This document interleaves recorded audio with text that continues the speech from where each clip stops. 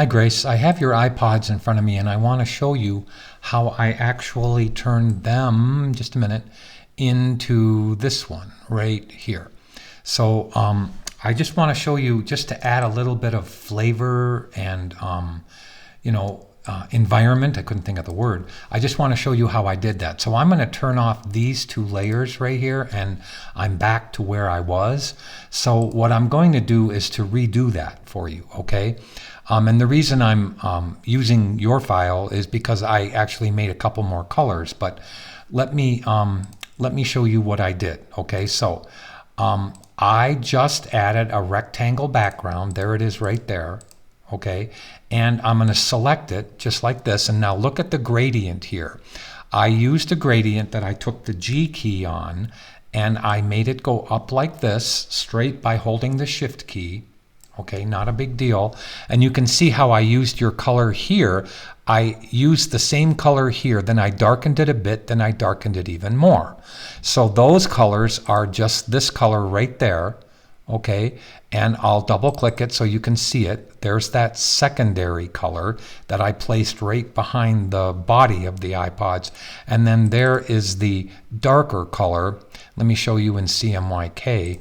And you can see how I just made it those numbers if you want to use it. You don't have to, but you can see I just went from the light to the medium to the dark. So the dark was on the top. Okay, now I'm going to lock that up. Now, how did I make the shadow?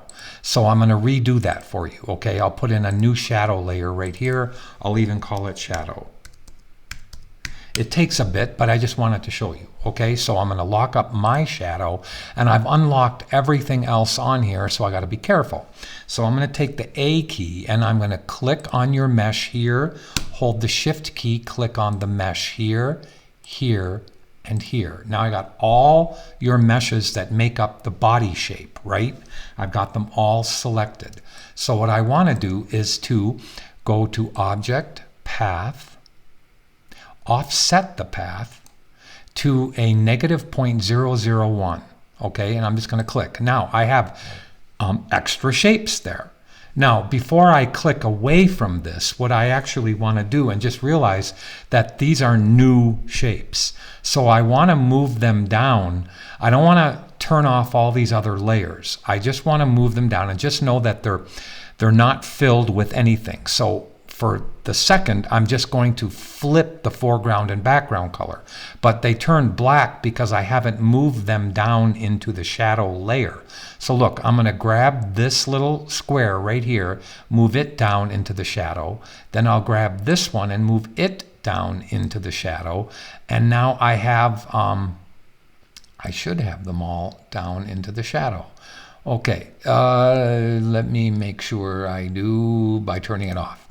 No, I still have this one that is up here. So I have to turn that one down into the shadow. Okay, so now I have them all in the shadow, okay, layer, which is just above the background. Now I'll move it just a little bit so you can see that I've moved it, but they're just black shadows. Okay, so I'm going to Control Z back. Now, to bend them or to combine them, even though you can't see what I'm doing, because the other shapes are in front of it, just take the Shape Builder tool. Just know that they're back there and they're on that layer down here, right? That layer right there. Okay, so I'm going to take the Shape Builder tool and I'm going to combine this one with this one and this one with that one. Okay, so now I have them, right? They're just two black shadows. Now I'm going to double click the fill and I'm going to make them not a dead black, but look, I'm moving the circle over to the bottom right and I'm clicking OK. Now they're red black, so they'll look real good on the background. But now here's the trick. You hit the E key for the transform tool. Let me change this so you can see what I'm doing. Okay, you hit the E key for the transform tool. Let me click away and click back. Okay, now watch.